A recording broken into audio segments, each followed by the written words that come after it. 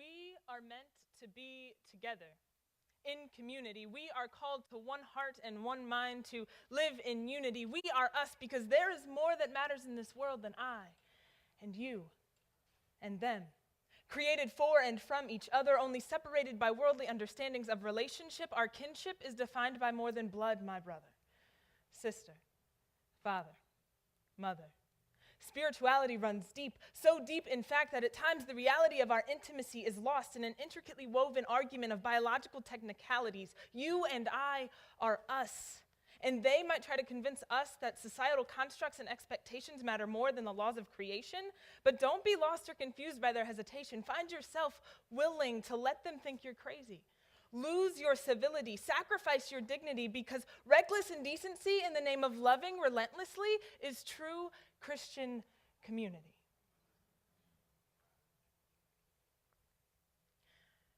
Good morning. My name is Tiffany Shanks, as Rob has noted, and I am a director of youth and young adult ministries at First United Methodist Church in Athens, Ohio. And I've been there since April 1st of 2012, so I counted last night, and it's about 11 months. One thing that I have as a gift from being so new to what young adult ministry looks like from a leadership standpoint is that I still have a new perspective. I still have fresh eyes when it comes to what young adult ministry looks like in the community of Athens. So the first question that I asked myself when I was preparing for what it was I wanted to share with all of you today was who am I to you? Because really I could be anybody. I could be a spoken word poet, I could be a director of youth and young adult ministries, I could be an astronaut. But I needed to decide who I wanted to be for you today. And the context that we're in defines some of that, right? We're here to talk about young adult ministry.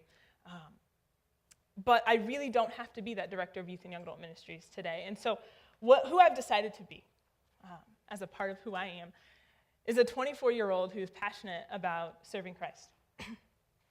So I am your constituent, essentially. And the second question that I asked myself was, what do I want you to know?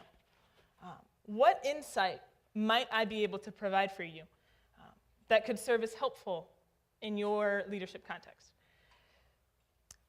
And in a nutshell, what I decided I wanted to share was that oftentimes the church seems to compete with society, or we feel as though we need to.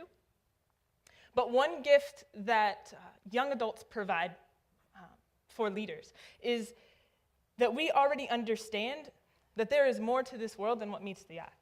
We already know that society doesn't have all of the answers.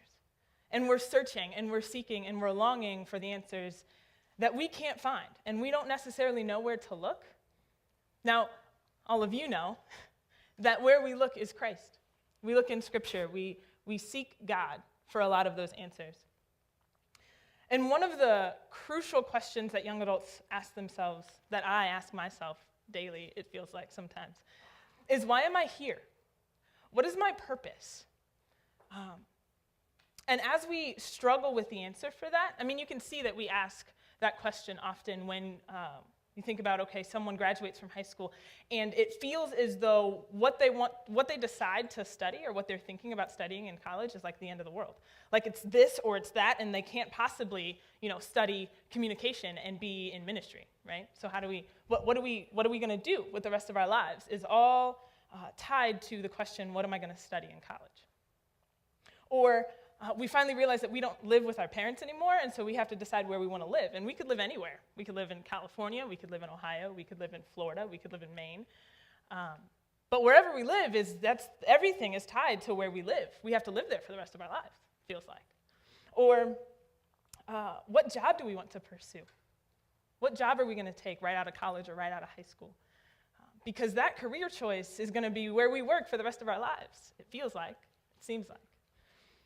But we all know that's not true, right? We can change our minds. I could live in Ohio today and Nevada tomorrow, right? Thanks to technology. There we go. Someone likes Nevada.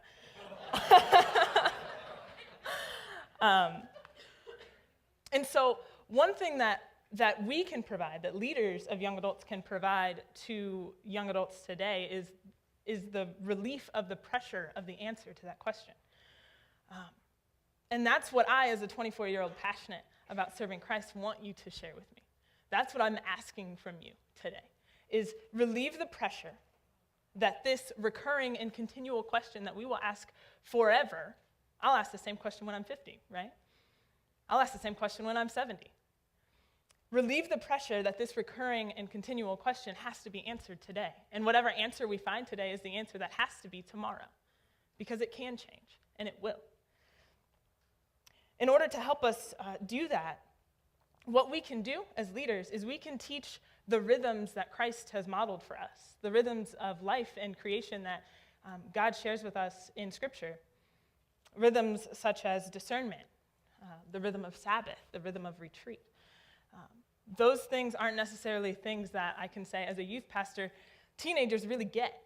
But as a young adult, we're seeking and searching for those sorts of rhythms. We need to learn how to engage those rhythms now, so that when we're 45, when we're 35, and we say, where do I want to live? What's my purpose? Who am I? We have something that will help us answer those questions. And there are a lot of books, practical ministry books, that will talk about the rhythms of Scripture. There's one book, Sacred Rhythms, by Ruth Haley Barton, that I really like. That has helped me a lot. There's another book, Shaping the Journey of Emerging Adults, by Richard Dunn. That's another book that talks about teaching the rhythms through mentorship. Both of those books can help you discover new ways to shape and to communicate the rhythms that we all find in Scripture. So rather than talk about the rhythms themselves, I want to remind you of something crucial, something that I believe is crucial to engaging rhythms, spiritual rhythms in our lives. And that's a reminder that we live in an extremely, almost dangerously overstimulated world. It's most dangerous, I believe, for our spirituality, for our faith, for our souls. And unfortunately, we don't necessarily understand that we need silence. As young adults, we don't necessarily get quite yet that we need peace and that we long for stillness. And so we get wrapped up in things like flashing lights and smoke towers and loud music and Twitter and Facebook and Pinterest. And I realize that I'm standing on a stage with lights, and later there will be music on this stage, and there's a hashtag on the wall. I get that. But there are appropriate contexts for those sorts of things, and this is one of them. Event-based ministry is a place where all of that helps us feel this emotional high of our faith, this relational connection to God that is something we don't necessarily get on an everyday basis. I don't care how loud I play the music in my car, right? It just isn't going to feel the same.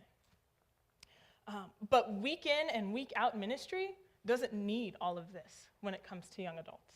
The week in and week out ministry that we all serve in, many of us serve in, is, or we're a part of in some way, has the opportunity to offer peace and stillness and rest and silence and retreat from an overstimulated world, from a world where we are so addicted to stimulation, visual and oral stimulation, that our souls are literally suffocating from a desire to disconnect, even if we don't recognize it, even if we don't know it, even if we don't want to admit it yet. So I want to ask you, as a 24-year-old passionate about serving Christ, to please offer us that, to offer it to us confidently, to give us permission to be still and trust God with the things that we feel we need to control. Provide us that opportunity. And in your community, you know best how to offer that in an attractive way. You can't necessarily put on a postcard, retreat, everybody come and don't do anything for a weekend. Like, that might not really work in your context, and I understand that. That doesn't mean that the need or the desire for stillness isn't there. And so we still need to meet that. My suggestion is tied to what I presented at the beginning of this talk, and that is the art forms of all sorts whether it's painting and sculpting or any kind of performance, screenplays, improv, maybe experiential worship and prayer. Those are all art forms. And the thing about art is that it thrives on reflection. It starts with reflection and it ends with reflection. When you go to an art gallery, you might see people wandering in the center, talking or lingering or socializing with each other. But when they stand in front of a painting, for a moment they're silent. For a moment they're still because they're reflecting, right? So art of all kinds thrives on this reflection. When I write poetry, for example, I start with silence and prayer and reflection. And then it goes into this crazy form of engaging Scripture, internalizing, feeling, experiencing Scripture in a real way, and then presenting that. But once it's presented again, it goes right back to reflection, right? That is one way that we can be still with God. And spoken word, if you haven't noticed, seems to have this popular thing going for it right now. But at its heart, when you listen to a poem, you stop and you wait and you're still. There's a different kind of focus, right? That is the peace and the stillness that we can provide to young adults today, and that I, as a 24-year-old passionate about serving Christ, am asking you to provide confidently. So the first poem that I shared, just to give you a concrete example of what this looks like, the first poem that I shared is about the story of Zacchaeus. I don't know if you picked up on that at all, possibly not, because I never talked about Zacchaeus the person, but what Zacchaeus felt, this desperate desire for community, caused him to jump in a tree, right?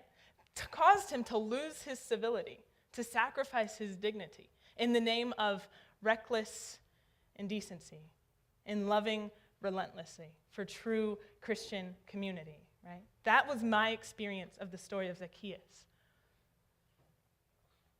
The second poem that I'm going to share with you today, as I close, is based on 1 Thessalonians 4:7. From the Message, it reads, God hasn't invited us into disorderly, unkempt life, but into something holy and beautiful, as beautiful on the inside as the outside. And what I talk about in this poem, and I hope you can gain this pretty clearly, is the beauty of creation. Beautiful creation. Creation is clearly a beautiful thing. It's one thing where we can look at the world and we can see that God exists somewhere. We can't really deny it. We can try. But there's something inside of us that causes us to feel divine presence, right? So this poem is called Beautiful Creation. And I want to invite you into a moment of silence, stillness, and reflection as you listen to these words. This is the story of how it all started, of heaven and earth when they were created. In the beginning was a bottomless emptiness. At the genesis of life was formlessness. When surrounded by what most would define as worthless, from the surface of the ground, God generated the essence of something beautiful, something blameless. From what was left of the nothingness, a genealogical strand of his story began, drawing line after line in the sand, separating light from darkness, earth from sky, and land from sea, filling every cavity of creation with life, each according to its kind. Instilling by design a reminder to each of us that nothing is essential with the exception of the intangible presence of the divine. And since bone from bone and flesh from flesh, in an intimate exchange of breath, breathed life into humanity, a genuine reflection of God exists in you and in me. We are a generation of workmanship, of masterpiece, called from dust to be something holy and create something beautiful. If I could ask one thing of you today, it is to give me permission to be still.